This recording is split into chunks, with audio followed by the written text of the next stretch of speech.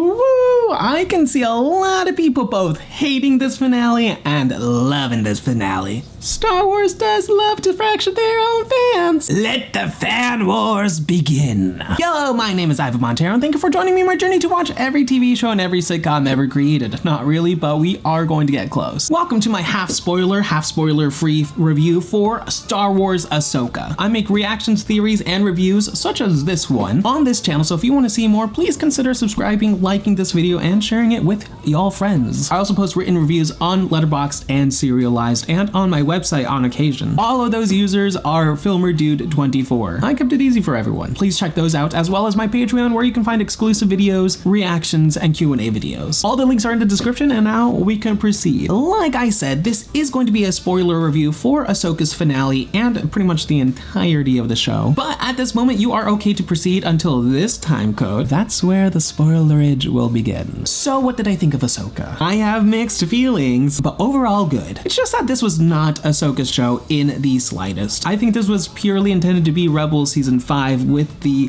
Ahsoka title, mainly because Disney doesn't really want to pay the people who worked on Rebels in the past, despite this being something they all worked on previously, so that we can actually have it now. It's a sleazy scheme that Disney and Netflix and other studios, honestly, but mostly these two, do all the time to avoid paying people what they are worth.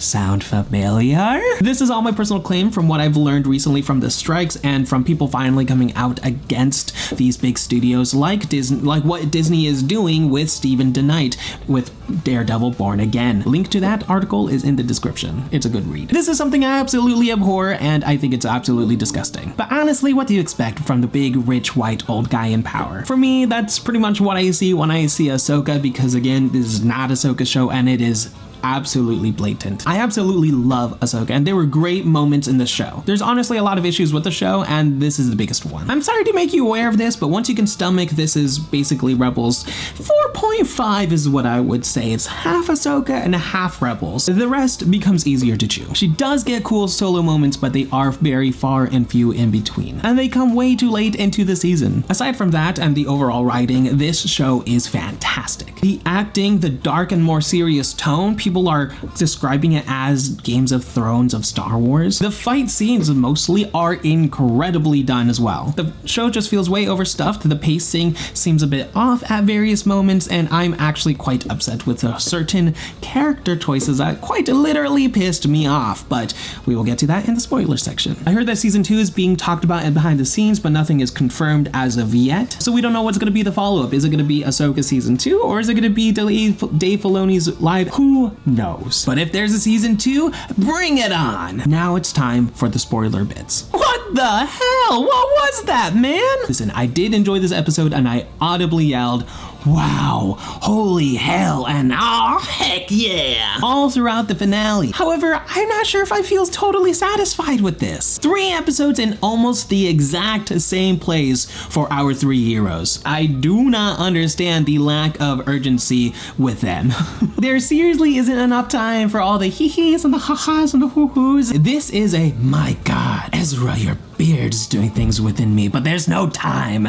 We gotta go. The fact that Sabine didn't tell Ezra immediately about Thrawn and continually didn't tell Ezra about Thrawn is pretty much the reason why she and Ahsoka are left behind. It's all her fault. This girl needs to be put down. And listen, if there's anything I've been telling people is that Sabine is freaking cool, but she is also a menace and a danger to literally everyone with whom she comes into contact with. She built a super weapon that specifically works against her own people and caused a lot of damage, a lot of death, and a lot of them to die. And now she might be the entire reason the First Order comes back to life. Sabine's selfishness is what caused Kylo Ren to kiss Rey when I wanted Rey to kiss Finn. I will never forgive you, Sabine! Speaking about episode 6 just about broke me. I did film a whole rant about episode 6, but let me dumb it down for you. I'm mad. I am mad that we went to a whole new galaxy that looks just like the one that we have. I'm not impressed. I'm not really sure what I was expecting, but I wasn't expecting rocks again. I was definitely expecting something with more than just hermit Ewoks. They can't even fight. They're useless. And turning Ezra into a literal hermit with the hermit people on the nose. Also, there's absolutely no way that Ezra and Thrawn are not fighting against each other. Where are Ezra's freedom fighters? Like, what happened during those 9 years? There's no way that Ezra would not be a thorn in Thrawn's side, just actively up against, and he would know. He would have kept tabs, and he would be there fighting and doing things, all the things to not allow Thrawn to even get close to coming back. That's the whole reason why they were there in the first place. There's just no way that they would have gone down like this. And Thrawn, he would have, no, there's just no way that they are not fighting each other and that there's not a giant man war. I almost said man whore because that's how I feel about the show. No, there's not a manhunt for Ezra. I just don't understand. I know, like, he's disconcerted, he doesn't care and everything, but they've been arch nemesis. I'm mad! Did they cast lots and Ezra got the short end of the stick and he had to go live with the Nodi people, the hermit people, and Ezra's like, sorry, and Ezra's like, oh well, new galaxy, new me. But let me tell you what, man, I do not like this pacifist Jesus Ezra that everyone's calling him. No, I don't like it. I'm glad that they finally gave him a lightsaber, but come on, man. If he's gonna refuse a lightsaber, say, I'm just gonna use the Force, do something more than just pushing, because like everyone can push.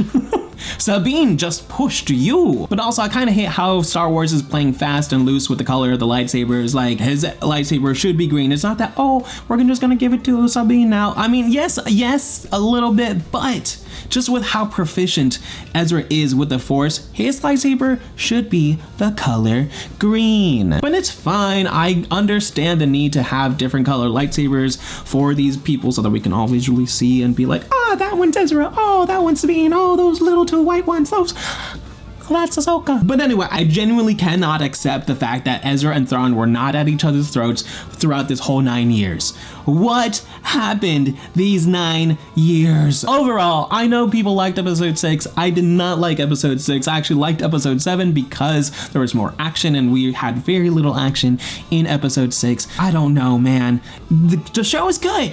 It's just complicated. Speaking about complicated, let's talk about HERA. I didn't really like her storyline in this. I think it was a little bit of a waste. We could have used all that screen time for Ahsoka and Sabine. And furthermore, if HERA knew, I don't know. The New Republic is just so insanely dumb at this point. I don't know if I can watch just the New Republic making mistake after mistake and just being blatantly idiots about it. I don't know if I can handle another one.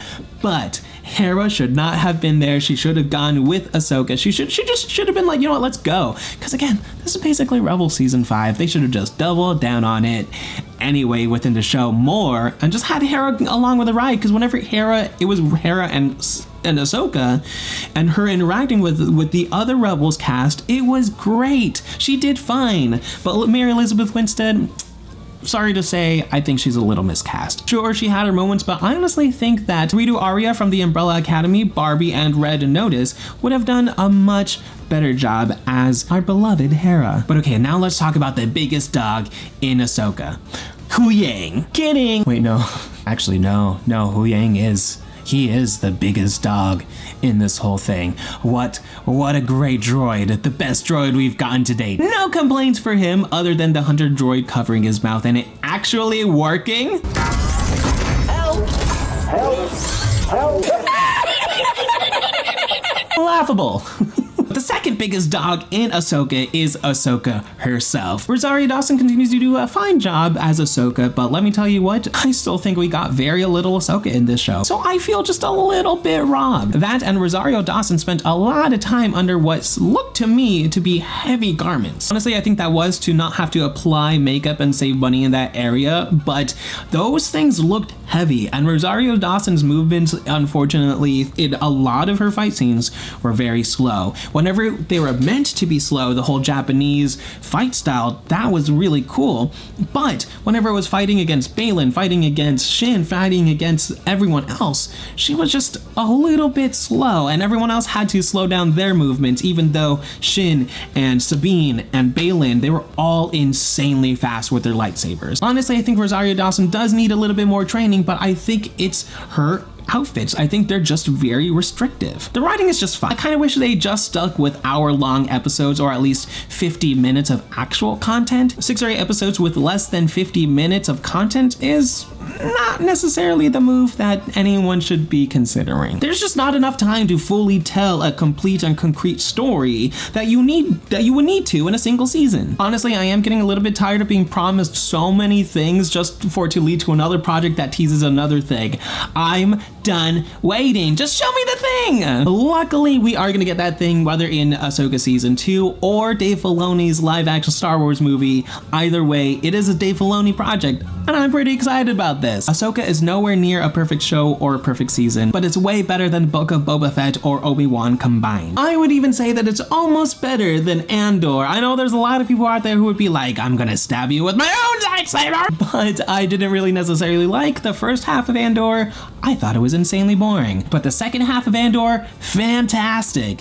But pretty much it was kind of the opposite for Ahsoka for me. I feel like if it were a 13 episode season, it would have been fine. We would have been able to cover all of the things in a comfortable and appropriate manner, the one that we can use to digest all of the content and come back comfortably for next year, for season 2. I hope next year. Please let it be next year. Despite that, Ahsoka is one of the funnest, the darkest, just one of the best Star Wars TV shows, live action at least, in a long time, or ever. For me, this might be my favorite one. The dark and serious tone is very welcoming for Star Wars, and I can't wait to have more of this, because this is what we all been waiting for. So yes, Ahsoka is a very fun ride. It's only frustrating for a little bit, but if you can ignore it, which I mean, I can in the end, then you're gonna have a great time. It's just not an Ahsoka show, so just be prepared to be confused if you've not seen Rebels, but Rebels, fantastic. So you be sure to watch that and then watch Ahsoka. Otherwise, the emotional beats, not gonna hit you as hard. What do I give Ahsoka? I did enjoy the show despite all of its problems, so I'm going to give it a confident 8.5 out of 10. What did you think of Ahsoka? Let me know your rating in the comments below. The links to all of my sushi media links are in the description below, including the links to my letterbox, my website, Serialized, and my Patreon. And I will see you next time. You've just been Montified.